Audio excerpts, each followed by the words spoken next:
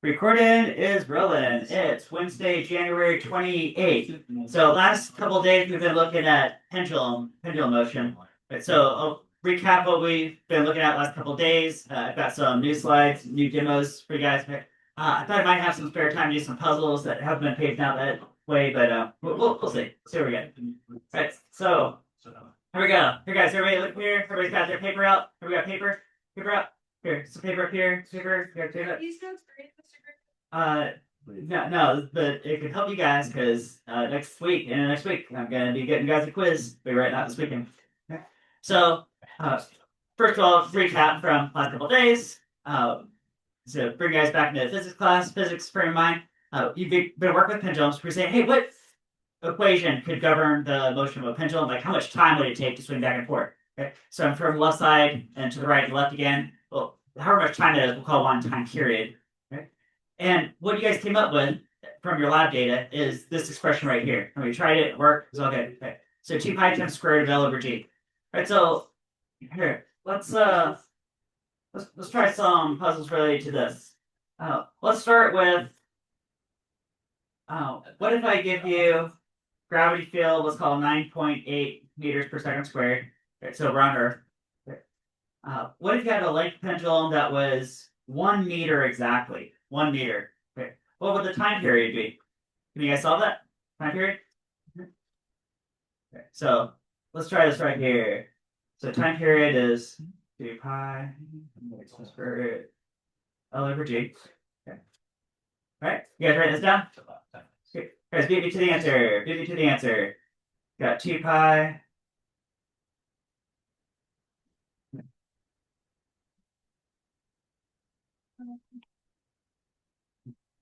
All right, who knows? Who figured it out? Who knows?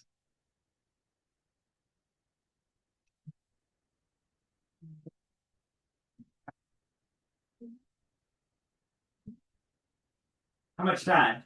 So exactly 1 meter long string. You got the mass of the bob at the end. Let's swing back and forth. How long does it take a 1 meter long pendulum to swing back and forth? Classic pendulum. Who knows?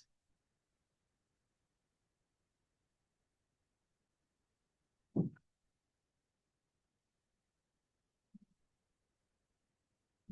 right. How about now? Yeah, which guy? Isn't it 9.8 over? Well, okay, so how many seconds? So time period is going to be some number of seconds. Okay. Who can give me a number? How many seconds does that take?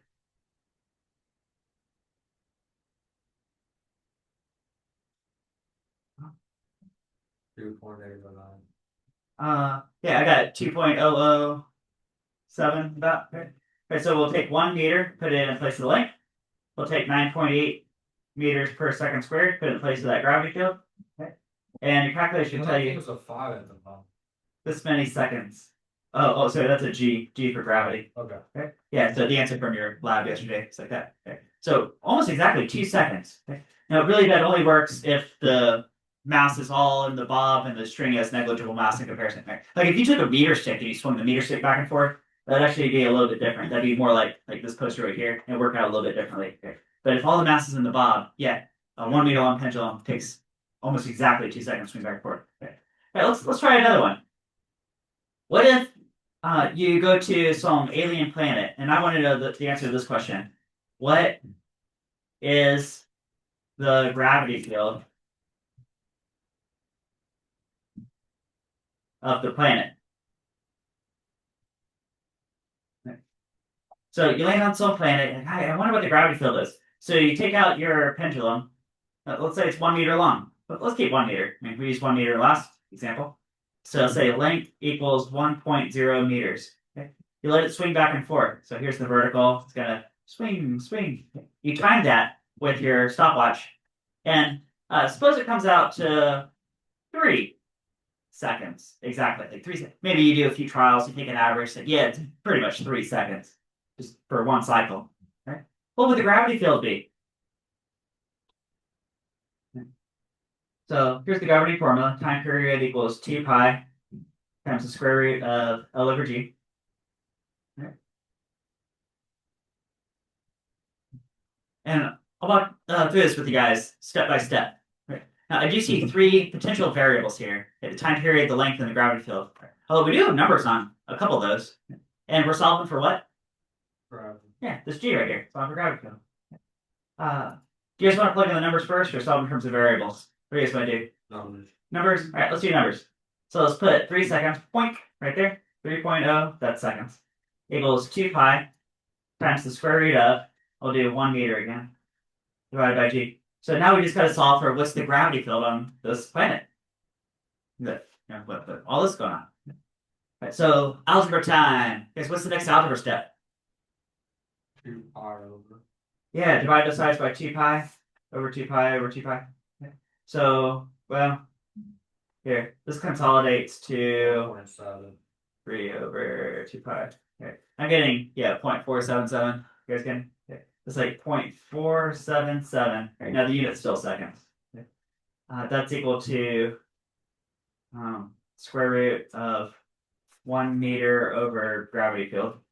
Okay. What's the next step? Yeah, square both sides. So I'll just go ahead and hit square. Let the calculator square that previous answer. So I'm looking at 0.228 about that square seconds is equal to 1 meter divided by gravity field. Ooh, guys, can I cross multiply up the gravity field and divide down the 0.228? You did. Running out of paper here. Let's get a new paper. Okay, so it's a 0.228 square seconds times gravity field equals 1 meter, or 1 meter, 1 pendulum. Then divide down the square time. So gravity field equals 1 meter, 0.228 square seconds. Okay. Oh, hey, look at that unit. Guys, what unit is that going to be? I just circle it. Meters per second squared. I mean, it always had to be. We're going to find a gravity field. Okay. So what's the answer? Say 1 divided by that is, look at a gravity field of 4.39 about meters per second squared. Oh, you know what I meant to ask you guys before I started plugging away on all the math? Okay. Is would the gravity field be stronger or weaker than Earth gravity? Okay.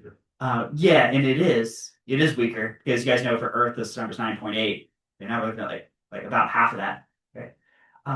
But even from the outset, because the very first example I did with you guys is I said on Earth, if you have a 1 meter long pendulum, how much time does it take? Remember, it came out to almost exactly 2 seconds. Okay. So if it takes more time than that, it's more time. Wouldn't the gravity field have to be weaker? You see some kind of inverse type relationship going on here. More time, it has to be a weaker gravity field. Yeah. Okay. And there's exactly the answer. Yeah. Right, you guys got that? You saw that? All right. Let's see what else we got queued up here. All right, so here was your pretty much your table from last couple of days. We did all these graphs yesterday. We put all these graphs together. Right, so you guys know those relationships. But by the way, pass back to your folders everything that I have from you guys so far. All the recent quizzes, the lab, all that. Okay. Here's a fancier type pendulum. If you have a clothes hanger on a doorknob, for example, right? Or a meter stick swinging. Do that. Okay. Pretty soon, I want to get you guys a different type lab, something else that's also oscillating, which is what if I put a mass on a spring, like this mass right here, a spring, and I pull it down and let go. You're boing, okay. There's some time associated with that cycling. Okay? And it's a really similar looking formula to the pendulum. It's the same structure. Time period, we got 2 pi times the square root of a fraction. But what's inside the fraction? Well, we've got different stories, two different scenarios. Right? The pendulum was L over G. Okay? The mass in the spring is going to be M over K. Okay? So here for this one, let's look at big picture relationships. I know we just did a bunch of numerical solving. Look at big picture. Okay? What if I have a single spring scale and I hang on it different lab weights? So I put on a small lab weight and it oscillates back and forth. And then I put on a larger lab weight. So now I'm going to hook on this big guy. Guys, this is going to take more time or less time to oscillate back and forth, do you think? The thing. Oh. Well, with the pendulum, it would be the same time. But this is different. I got an M right here. Guys, if you pump up this M, make it really big, what happens to the T? That's small. It also gets big. Is it? In fact, if the mass was 9 times as much, well, guys, what's the square root of 9? 3? Wouldn't it take 3 times the amount of time? Right. Now, in the next few days, possibly tomorrow, I'll get you guys set up with this lab. Right. And you can try that. So if you have a single spring and you hang on different lab weights, I bet the small lab weight is like, I bet the larger lab weight is like, something like that. It takes more time. Okay. How about this? What if I have 2 different spring scales? Here's two different springs. Right? I meant 2 different springs. Right? And one of them has kind of a loose, like a very small spring constant. You guys see this brown one, not very stiff. But look at this gold one. So stiff, so stiff. What if these were both hanging vertical, like this picture is right here, and I hang the same lab weight on different, well, equal magnitude. So hang this one here, this one. These are both half over. Right? And I let them oscillate. Right? Well, guys, if this small spring constant is going like this, what do you think the larger spring constant? What happens to the time period? It does. It's like it is. Okay? And you can see the math right here. If you make this k bigger, bigger, bigger, that's gonna make this fraction smaller, so it'd be a smaller time period, and it's more oscillations per second. It takes less time to oscillate. Whenever I get you guys that lab, you'll get a lab table that looks pretty close to this. Right? Yeah, have you guys measure a lot of things, calculate a lot of things. Right. I know some of these we did yesterday. Here, I think you may have seen this right in the last 2 minutes yesterday. So let's recap this concept here. So, guys, what do you think F stands for? Frequency. What do you think capital T stands for? Time period. Okay. And frequency and time period have what relationship with each other? Starts with an R. Reciprocal. Okay, so one's the reciprocal of the other. So let's do a numerical example. Okay, suppose here I got a pendulum here, got a mouse on a spring here. Okay, so both oscillating. Let's do the pendulum. You guys have been working with pendulums the last couple of days. Okay. Guys, what if you have a really, really long pendulum, or maybe it's in a weak gravity field, or maybe both? Okay. Guys, what if it takes 10 seconds to cycle back and forth? Right. So like 5 seconds right, 5 seconds left. It takes 10 seconds. Is if the time period is 10 seconds, what's the frequency? Yeah, 1 over 10. And the unit is called hertz. Right. So it'd be like 0.1 hertz. Okay.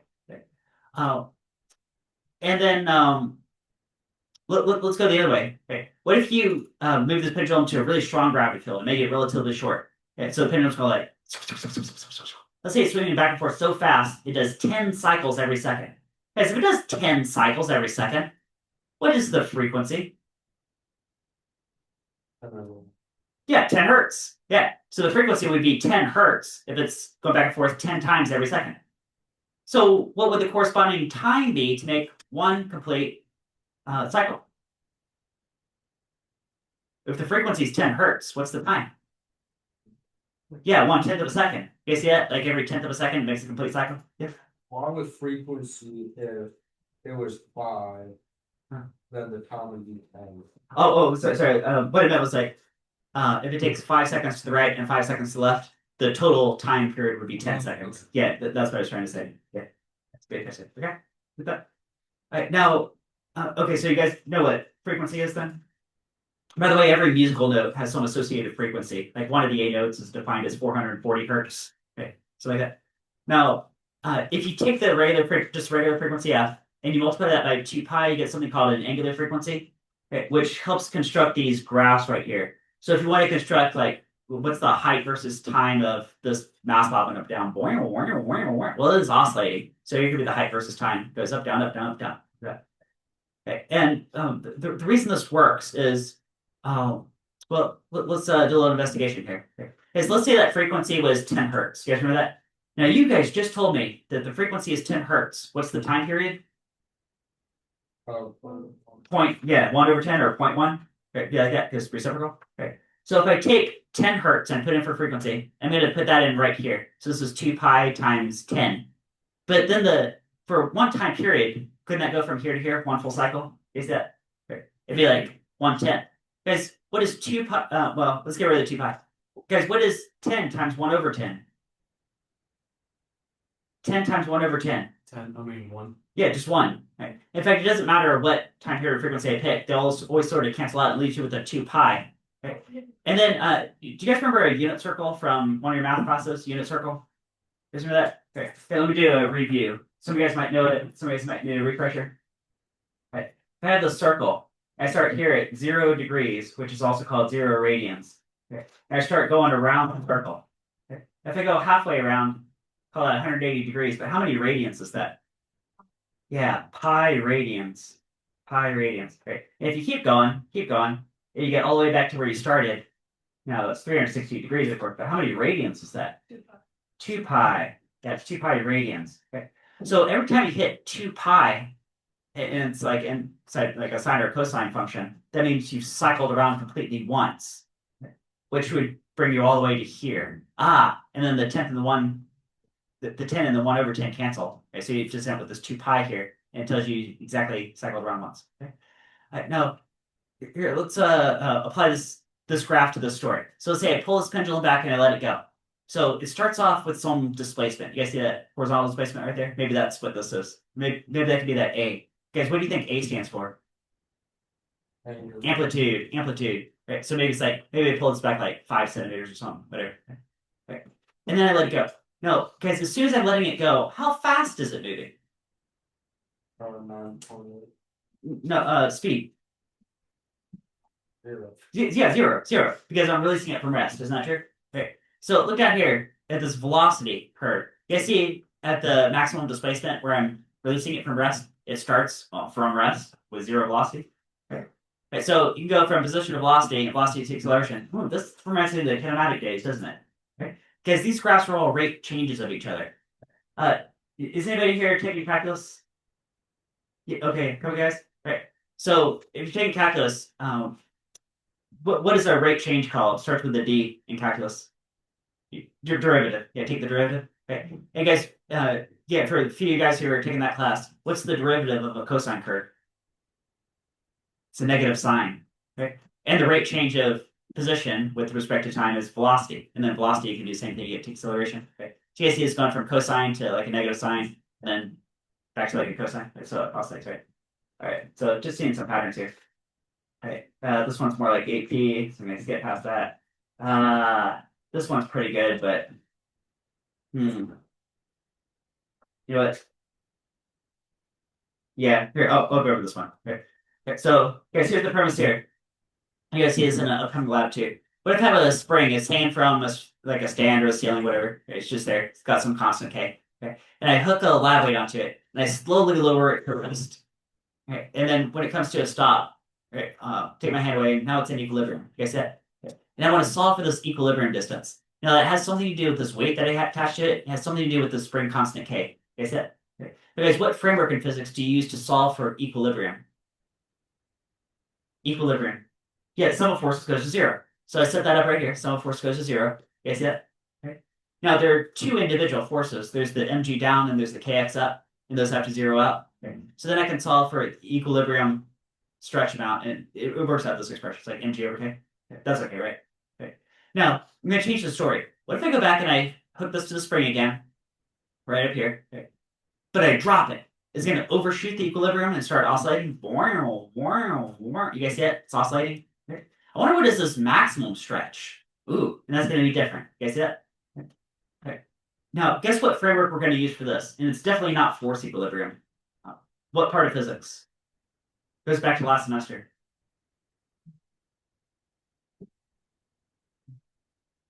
Do you remember conservation of energy? Okay. So, guys, when this mass is all the way at the top, what type of energy is there? Gravitational potential, right? Because it can fall some height change. Okay. Now, at the maximum stretch point, where did all the energy go? Into the spring. Okay. So I'm going to set up a conservation of energy equation. Okay. And it started off with mgh. All of the h is this x. Okay. And it all goes into the spring later on from point A to point B. Now you can solve for x max. Okay, and it works out this expression. Now if you stand back and look at these 2 answers, equilibrium and max stretch. You guys see that they're the same except they're off by a factor of what? 2. Yeah. Okay. So when you guys eventually do this lab, I'll give you guys some springs and some lab weights. Okay. Suppose you hang on a lot of weight and you let it slowly lower to rest and it pulls 5 centimeters. Do you guys see that? 5 centimeters? Yeah. Then you go back and you drop it. How far should it drop? Pretty close to 10. Because that would be twice the 5. 5 times 2 is 10. You guys get that? Okay. All right, so look for that. I bet you'll see that. All right, let's switch over to waves. Let's look at properties of waves. So, say I've got a nice transverse looking wave going on here. What are some properties I can look at? Well, one is I can say, how can I define this cycle from crest to crest? I'm going to call that one wavelength. And guys, what Greek letter is that right there? Lambda? You guys heard lambda? Right, so that's what that is. Is it the half-life symbol? It might be. Yeah, it might be. Yeah, so lambda. All right. Oh, no, you don't have to go crest to crest. You go trough to trough. You go from this node to this node. You can make a complete S shape. Yeah, yeah. Is that it? Yeah. Right. So like a half life something. Right. One complete S shape. Just whatever is the shortest part of the wave that you can copy paste next to itself, and it'll repeat. Right? Which you could do crest to crest, crest to crest, crest to crest. Guys, what if you're out in the ocean and you're watching the waves head towards the beach? Do you guys imagine that? Right. You're watching the waves come and crash on the beach. Right. And you measure from crest to crest, like, okay, that's 20 meters. You guys got that? I'm just making something up. Let's call this 20 meters from crest to crest. Okay.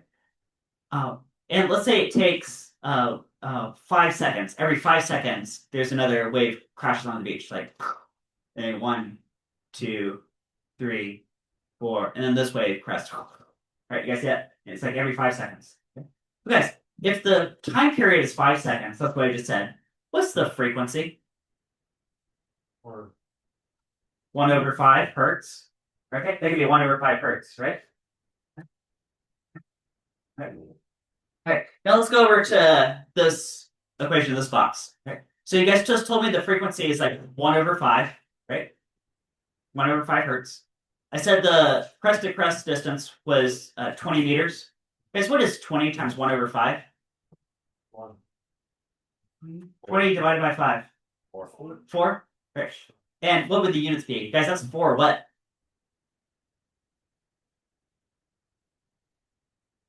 What does V stand for? Velocity, which is measured in meters per second. Meters, hertz, that's meters per second. Ah, guys, you just calculated the what of the wave? Speed. Speed of the wave. That's how fast those ocean waves are coming in to crash on the beach. Is that what you just did? Is that? Okay. So, big important wave formula right there is called speed is wavelength times frequency. Okay. That. Now, there are different categories of waves. These are the main two categories: transverse, longitudinal. Okay. Transverse wave is something that the individual particles move up and down, but the energy propagation is left to right. So there's it's perpendicular. Okay. Now, longitudinal is something that oftentimes pressure waves are this bottom one, longitudinal, where the motion of the particles can be right left, but the energy propagation is also right left, where it's all parallel. Okay. So I do have some video demos for you guys today. Pull this up. Here we go. So you guys get to see this. So you guys see transverse, longitudinal. Okay. Now, what could some different kinds of waves be? Like you're hearing me right now because of sound. Which one do you think sound is? What do you think sound wave is? Yeah, you guys are saying longitudinal? Yeah, because it is a pressure wave, isn't it? Right? It requires a medium. Right? If you could see the pressure in the air from my voice to your ears, right, it'd be fluctuating. Yeah, so it'd be like this bottom one. Right? What do you guys think light is? Light. Transverse. Yeah, it turns out light is transverse. And one way you can show that is with something called a polarizing filter. Let me see. To have show you part of this one and then show you guys a real life version of this. Right. Oh, here you go. Right. There's transverse. Guys, there's transverse. And then here's longitudinal. Right. So you guys see transverse, longitudinal. Okay. Right. And then he's going to pull out this polarizing filter and say, okay, well, if it was longitudinal, that would go through no matter what. Right? But if it's transverse, it can only go through one way. You guys see if he shakes it up and down, it doesn't even propagate through at all. Right? But if he shakes it right, left, it does. If it makes some crazy wave, only the right, left goes through. You guys see that? Right. So if you had some kind of polarizing filter and it only allowed the wave through in one direction, then wouldn't that be evidence that it was a transverse wave specifically? Is that? Okay, so let's see his polarizing filters here. Ah, look at that. Blocks out the light. No, he's got two polarizing filters. But what if he turns? Ooh, now the light gets through. Huh. See, I'll show you guys the same thing over on. There you go. You see that? Show you the same thing over here. Ah. Okay. So I got some polarizing filters. Okay. Now, right now, maybe these are both vertically oriented. You can see through, right? See through my notes. Okay. Well, if I take one of these and I rotate it 90 degrees, ooh, it's blocked out of light. So if they're both parallel to each other, light gets through. If they're perpendicular to each other, no light gets through. And so there you go. So light's got to be a transverse wave or with that. Okay, let's look at interference, constructive and destructive interference. Okay. Now, this is a nice snapshot, but it's better to see the video of this. So let's look at video. Okay. So if I have two waves headed toward each other, because if this is amplitude 10 centimeters and this is amplitude 10 centimeters, what do you think is going to happen when those two cross? 20? 10 and 10 is 20? Let's see. Yeah. Oh, and they went through each other too. Look at that. Let's see this again. Slow mo. Oh. Yeah, so they combined amplitudes when they were crossing. And they just went through each other. And what about destructive interference? What if you have a positive pulse and a negative pulse? Let's check this out. Right. So there's a positive pulse. Here comes a negative pulse. Right. What do you think is going to happen when they cross? Oh, they canceled out. Oh, and then they went through each other again. Whoa, that was crazy. Here, and watch this one reflect upside down. Whoop, reflects upside down. Whoa, that's great. Oh, and then we see it again. Right. Let's check this out again. One more time here. Right. Positive pulse, negative pulse. Okay. You guys ever worn noise canceling headphones? Yeah, it's the same principle. No, you're on screen. You're looking at transverse waves. You guys know sound is longitudinal, but what the noise canceling headphones will do is they'll reverse all the high and low pressure points so that your ears hear nothing. Right, so that one still just goes right through each other. Yeah, so they still pass through each other. So there was a positive, negative pulse. When they cross over, they subtract from each other. I got a big one and a small one, so you guys get the idea. Okay, and then yep, they'll just afterwards they'll just keep on trucking through, keep on going. Instead of adding, they just avoid each other. Well, they subtract while they're crossing over each other. Yeah. So here, let's go back and see again. Right. So here's constructive. They add together, and then the destructive. They're going to subtract from each other while they're crossing through each other. Then they'll just go ahead and pass on through.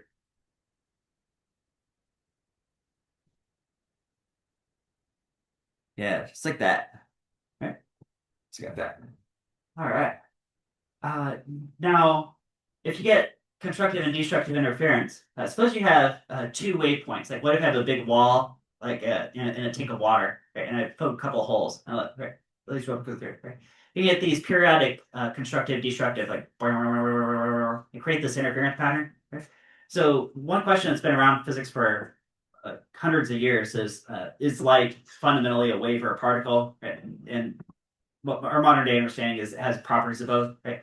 But if you do an experiment on something, like if you have a question, is something fundamentally a particle or fundamentally a wave, right? This is a test you can do to show if something is a wave. If it has wave properties, it could produce this interference pattern. Right? So I'll show you guys an example here. I got this purple tank. I need to have the lights off to make this work. Here.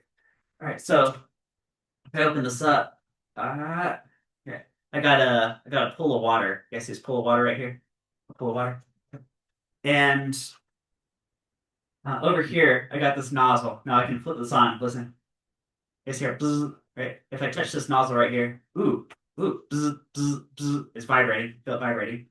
Okay. So what I'm going to do is take this arm right here. I'm going to attach it, and it's going to reach over and just touch the surface of this water. Just like that. Okay? Is it?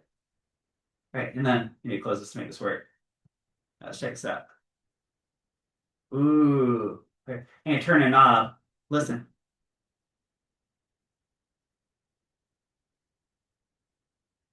You guys hear the hum go up and down? Okay. So here's a really low frequency.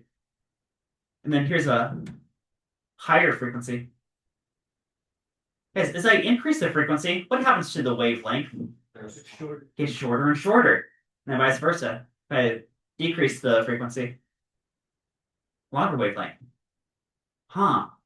Yeah, and that was an equation you guys saw earlier. There's an inverse relationship between the frequency and the wavelength. Okay. Yeah, let's get rid of this arm, and I'm going to replace it with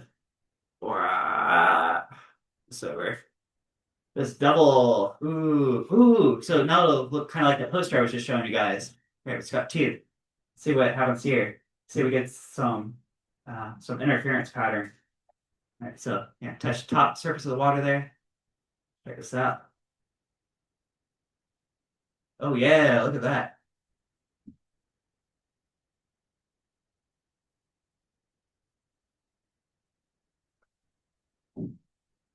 Yeah, a nice interference pattern. So that way. So we got there. All right. All right, let's get lights back on. Lights. Lights. Ooh, another water here. All right, that later.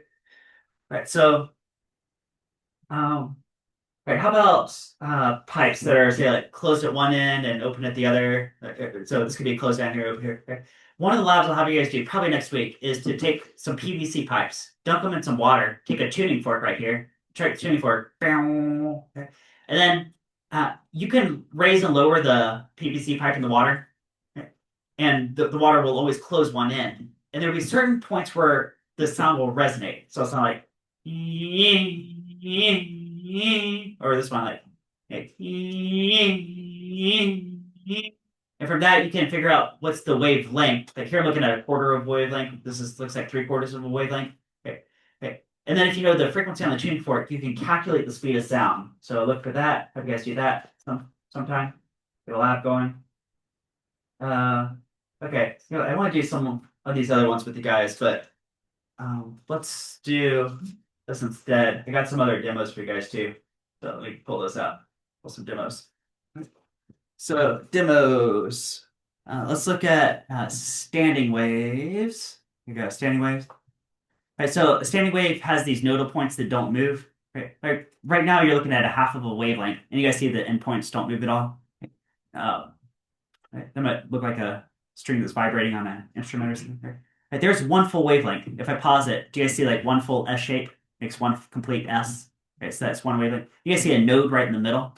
So I see altogether, whoops, back up a little bit, like three nodes. There's definitely one in the middle, and then these two hands. There could be a node there and a node there. Okay, so there's one, two, three nodes, and then two antinodes. I see an antinode here and an antinode here. Those points where it's maximum moving up and down. Right. And so create some standing waves. Hey, do you think your microwave oven, the width of your microwave oven is exactly some multiple of the microwave that's sending across? Right. Like if sending a microwave of say like 12 centimeters long, I bet maybe your box is like maybe 36 centimeters wide or something like that. So it corresponds. Right. Yeah. So standing waves. Now, what can you do with standing waves? Huh? Check out this guy. I live in California, and I'm gonna try to break this wine glass by only my voice.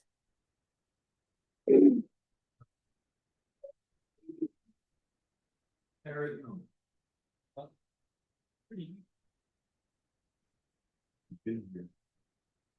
Look.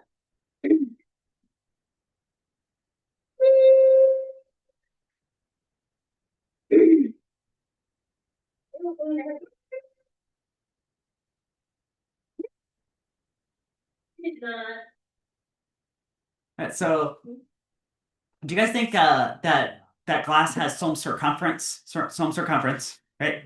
And if you were to send a sound wave across it, you guys know every musical note has some frequency associated, right? And some speed of sound. Well, if there's a frequency and there's a speed, there's some associated wavelength.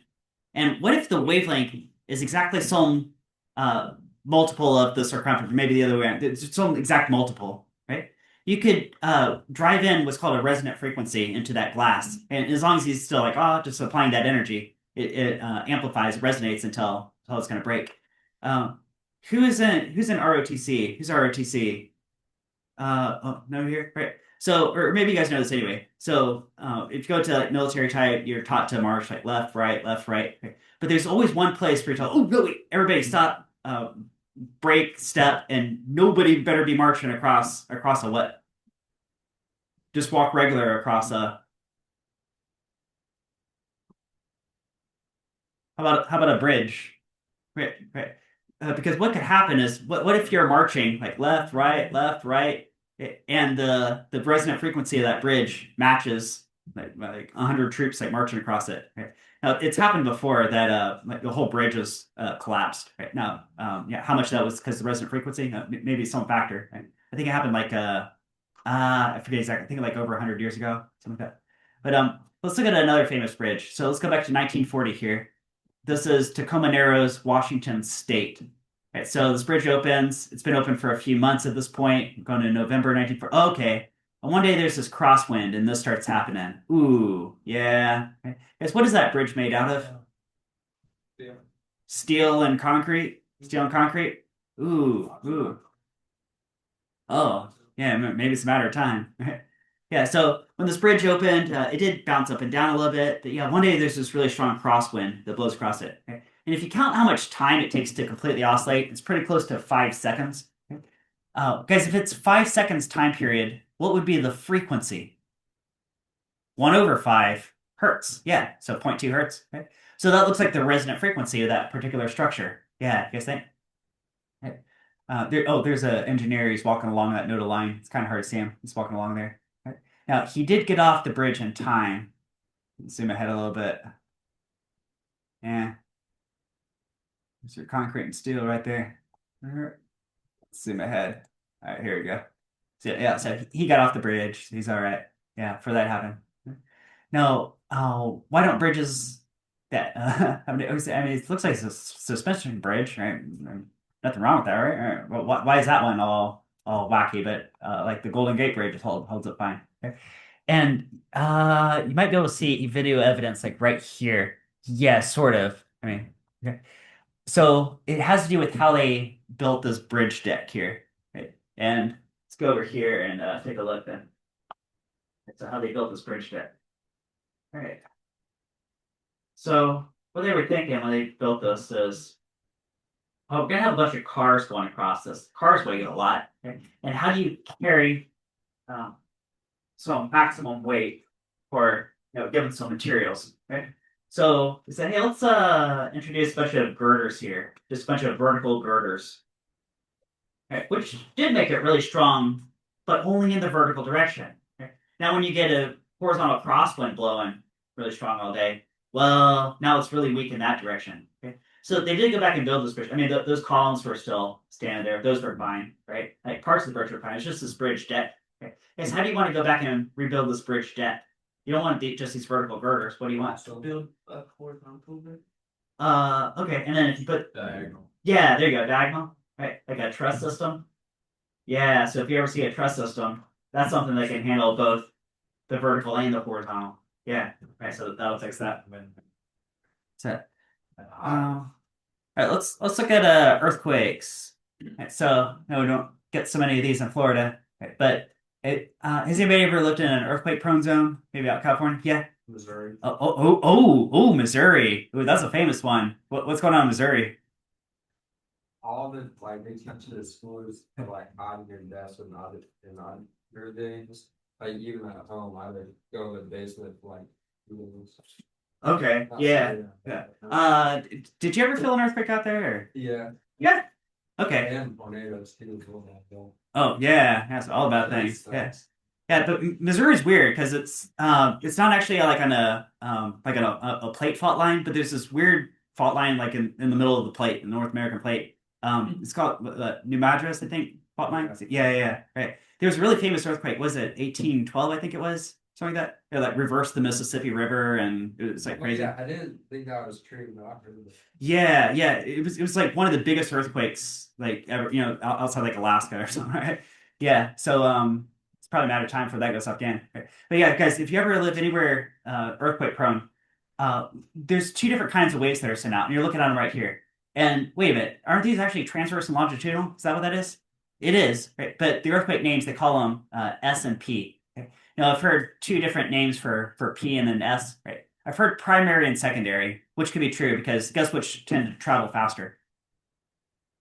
Yeah, primary. So those will reach you first. Okay. I've also heard pressure and shear, and that more describes the physics of what's going on. You guys see this bottom one's like a pressure wave, and the top one's like a shear wave. So that's also true.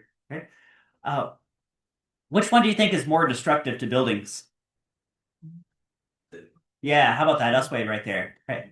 So here, let's see some video footage. Video footage here. All right, so let's go back to 2011, this famous earthquake here. Right. Guess want to be swimming in that pool of water? All right. Oh, what a nice day to go swimming. Let's dive around, swim to. Oh, wait, what's this? You guys think that's the P waves? You guys seeing the P waves? But what's the water doing? Is the water still pretty still? Yeah. Oh, okay, let's just keep swimming in there. All right. Well, water's fine. It's just some P waves. Nothing crazy. All right. Oh, what's that? Is that the S waves? Yeah. I had what, maybe 5 to 10 seconds of warning. Okay. Yeah. So if you can get outside a building, yeah, you want to get where nothing's going to collapse on you. If not, then well, get somewhere where something's not going to fall on you. But oh, actually, yeah, let's stay out of that pool. Yeah, and that doesn't look too fun anymore. Yeah. So there's your S waves right there. Now there's a time delay between the P waves and the S waves because they travel at different speeds.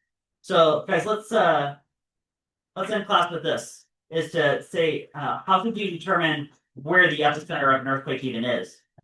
So all over the world right now are these seismograph stations.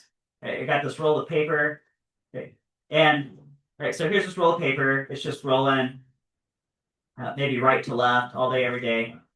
And there's this big heavy pen right here with a lot of mass. Guys, it has a lot of mass, has a lot of inertia, right? And it's connected to the world by a spring.